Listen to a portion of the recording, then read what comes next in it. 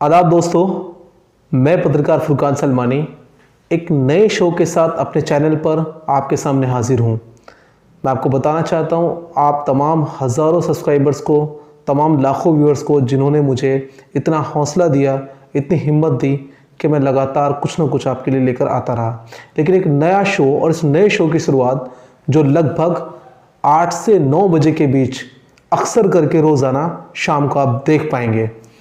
इस शो के अंदर तमाम करंट मुद्दे जो आज के वक्त में एक आम आदमी, एक मध्य वर्ग के लोग, ये तमाम जिस तरह के पूरे देश और विदेश के अंदर नेशनल इंटरनेशनल घटनाएं चल रही हैं, उनका एक समावेशन होगा, उनका एक मिश्रण होगा। हम आपको बता दें, उन तमाम चीज़ों से अवगत कराया जाएगा आपको, जिन पर आप अवगत रहना आपके लिए बेहद ज़रूरी है।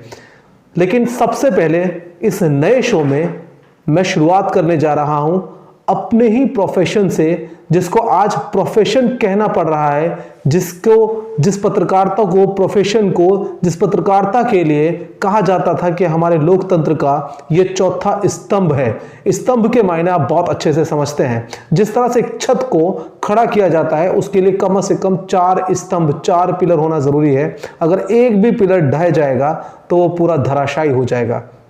लेकिन चौथा और सबसे मजबूत स्तंभ कहा जाने वाला, जिसमें हर एक आदमी की फ्रीडम ऑफ स्पीच कही जाने वाली पत्रकारिता देश के अंदर, जो लगभग 2010 के समय में 105 2010 में हमारा इंडेक्स हुआ करता था। फिर भी हम कंपेयर कर सकते थे चंद उन देशों से जिन देशों को हमने कई बार धूल चटाई है हमारे देश ने। पाकिस्तान, जिसको हम अक्सर वाद विवाद के अंदर कहते हैं कि हाँ वो हमारा बेटा है, हम हिंदुस्तानी उसके बाप हैं, लेकिन कहीं ना कहीं पत्रकारिता के क्षेत्र में फ्रीडम ऑफ स्पीच पाकिस्तान की हमसे कहीं ज्यादा बेहतर हो गई है। सात पायदान हमसे बेहतर हो गया है। वो 150 पर है और हम 161 पर।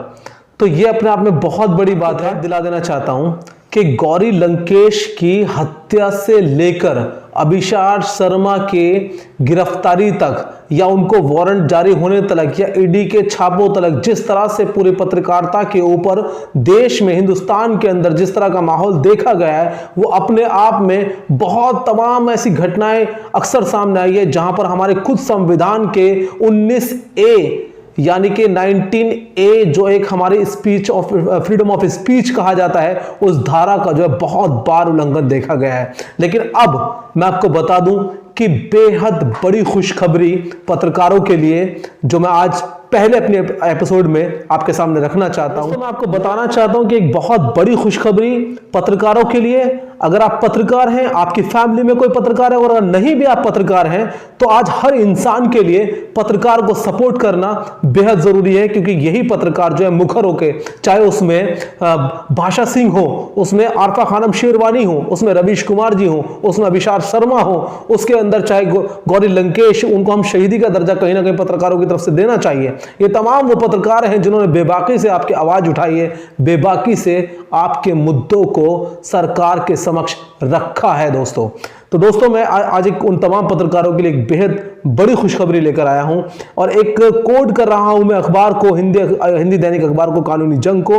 उसमें एक बहुत जबरदस्त खबर कि हाईकोर्ट की टिप्पणी के बाद पीएम और सीएम का भी ऐलान, पत्रकारों से अभद्रता करने वालों पर लगेगा 50,000 का जुर्माना। और मैं आपको बताता चलूं आगे कि पत्रकार से बदसलूकी करने पर हो सकती है सजा। राज एक्सप्रेस, हाईकोर्ट की टिप्पणी के बाद पीएम और सीएम का भी ऐलान आया है। देखिए पीएम और सीएम, यहां पर यह बात आपको जरा गौर करने की है कि अक्सर करके पीएम और सीएम ने हमेशा पत्रकारों पर होने वाली बदसलूकी के लिए कभी स्टैंड नहीं लेते हुए नजर आए। लेकिन आज ये बहुत बड़ी खबर है। क्या हम इसको ये मान सकते हैं कि कहीं ना कहीं आज उन तमाम लोगों की जीत होती हुई नजर आ रही है जो सच्चाई और सच्चे पत्रकारों के साथ खड़े हुए होते हैं? देखिए क्या खबर है। 50,000 का जुर्माना एवं पत्रकारों के साथ बदसलूकी करने वालों को हो सकती है 3 साल की जेल। पत्रकारों को धमकाने वालों को 24 घंटे के अंदर जेल भेज दिया जाएगा। पत्रकारों को धमकी के आरोप में गिरफ्तार लोगों को आसानी से नहीं मिलेगी जमानत। अगर आप फ्रीडम ऑफ स्पीच को दबाने की कोशिश करेंगे ना, या कोई भी अराजकता फैलाने वाला असामाजिक तत्व अगर कोई भी फ्रीडम ऑफ स्पीच को दबाने की कोशिश करेगा, आर्टिकल 19A की अवमानना करेगा, तो वहां पर अब राज्य और केंद्र सरकार का सख्त रवैया होता नजर आ रहा है। इस अखबार और इस खबर के माध्यम से आप तक पहुंचाना चाहता हूं। आगे मैं आपको बताना चाहूंगा कि फिर इसमें हमने अखबार से कोट करके आपको बताना चाहूंगा कि गिरफ्तार होंगे और आसानी से जमानत नहीं मिलेगी उनको। सीएम योगी आदित्यनाथ जी का कहना है कि पत्रकारों को परेशानी होने पर तुरंत संपर्क कर सहायता प्रदान करें और पत्रकारों से मान सम्मान से बात करें, वरना आपको पड़ेगा महंगा। ये मैं नहीं कह रहा दोस्तों, ये कानूनी जंग की रिपोर्ट कह रही है, कानूनी जंग न्यूज नेटवर्क की रिपोर्ट कह रही है। बदसलूकी करने वालों पर होगी FIR दर्ज। और मैं आपको बताता चलूं, बदसलूकी करने वाले चाहे पुलिसकर्मी ही क्यों ना हो, पुलिसकर्मियों के खिलाफ भी दर्ज होगी सुदृढ़ कार्रवाई का इसमें आश्वासन नजर आ रहा है। मैं आपको बता दूं कि नहीं तो SSP पर भी कार्रवाई की जा सकती है। ये बहुत बड़ी बात, बहुत बड़ी खबर, क्योंकि मैं आपको दोस्तों बता दूं, अक्सर करके कई जगह से ये वीडियो वायरल हुई है। अगर कहीं कोई क्राइम सीन होता है, कहीं भी कोई मामला, इस तरह की कोई दुर्घटना होती है जहां पर पुलिस होती है, पुलिस अपना काम कर रही होती है, पत्रकार अपना काम करने के लिए आते हैं, लेकिन अक्सर करके बहुत सारे पुलिस वालों के कहने की वजह से, पुलिस कर्मियों के कहने की वजह से, शायद उनके दबाव की वजह से अक्सर पत्रकारों के कैमरे नहीं खुलते, जो तथ्य होते, क्योंकि पत्रकार अपना काम कर रहे होते। जिस तरह से जो है पुलिस प्रशासन एक स्तंभ है, पत्रकारिता भी अपना एक स्तंभ है। किसी को एक दूसरे में कोई इंटरफेयर करने की जरूरत नहीं है, सबको अपने अपने अधिकार मिले हुए हैं और उसी अधिकारिता के अकॉर्डिंग मैं आपको बता दूं कि कई जगह आपने ये भी देखा होगा, और अगर आप पत्रकारिता के क्षेत्र के अंदर हैं तो आपके शायद ऐसा हुआ भी होगा कि पत्रकारों को जो है घटना स्थल से इस तरह से धक्का मुक्की देके भी निकालने की कोशिश की गई है, जिस तरह से एक आम आदमी को निकाल के दिया जाती है। अब ये नहीं होगा, क्योंकि देखिए, आपकी पत्रकार भीड़ का हिस्सा नहीं है। किसी स्थान पर हिंसा या बवाल होने की स्थिति में पत्रकारों को उनके काम करने में पुलिस व्यवधान नहीं पहुंचा सकती। पुलिस जैसे भीड़ को हटाती है, वैसे व्यवहार पत्रकारों के साथ नहीं कर सकती। पुलिस वालों या अधिकारियों के विरुद्ध आपराधिक मामला दर्ज किया जाएगा। काजू ने तो बताया कि जिस तरह से एक अधिवक्ता अपने मुवक्किल का केस लड़ता है, लेकिन वो हत्यारा नहीं होता केस लड़ने वाला, उसी तरह जो है उसी प्रकार जो है सार्वजनिक स्थान पर पत्रकार अपना काम करते हैं, पर वे भीड़ का हिस्सा नहीं होते। इसलिए पत्रकारों को उनके काम से रोकना मीडिया की स्वतंत्रता का हनन है दोस्तों। और हाँ दोस्तों, चलते चलते मैं एक बात और कहना चाहूंगा तमाम उन पत्रकारों से भी जिन्होंने अब तक देश के प्रधानमंत्री से वो सवाल ना पूछकर जो बेहद गंभीर मुद्दे थे, बेहद जरूरी थे, और जिनके लिए और जिन सवालों के लिए खुद राहुल गांधी को पूर्व के राज्यपाल, उपराज्यपाल के पास जाना पड़ रहा है।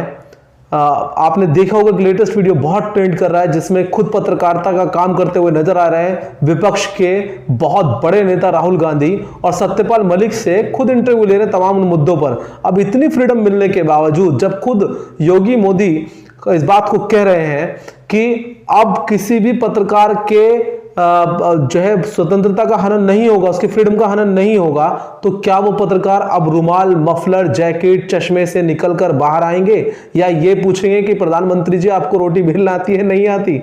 या उनके पास कुछ अहम सवाल होंगे कि बेरोजगारी की चरम सीमा किस हद तक पहुंच गई है, हमारा इंडेक्स पत्रकारिता में कब सही होगा, कब सुधरेगा, कब हम पाकिस्तान जैसे देश को बहुत पीछे छोड़ेंगे पत्रकारिता के फ्रीडम पे। और शायद हो सकता है कि मेरी यही वीडियो पहली और आखिरी ना हो जाए तमाम इस तरह की बातचीत करने पर है, तो पत्रकारिता की फ्रीडम पर यही वीडियो आपको बहुत कुछ बता देगी। इसके अलावा मैं आपको कहना चाहूंगा कि ऐसा नहीं है, हमारे देश के अंदर पत्रकारिता की टैलेंट की कमी नहीं है, लेकिन मैं समझता हूं कि बहुत सारा टैलेंट डर के माहौल में धुंधला होता जा रहा है। अब उम्मीद है कि जब खुद जिसका सबसे ज्यादा एक बूमर फैलाया गया था, वहीं से एक बड़ी आवाज निकल कर आई है कि बिल्कुल नहीं, अब किसी भी पत्रकार, अगर कोई सच्चा पत्रकार है और सही मायनों में पत्रकार है, तो उसके किसी भी अधिकार का हनन नहीं किया जाएगा। बहुत बहुत शुक्रिया, शब ब खैर।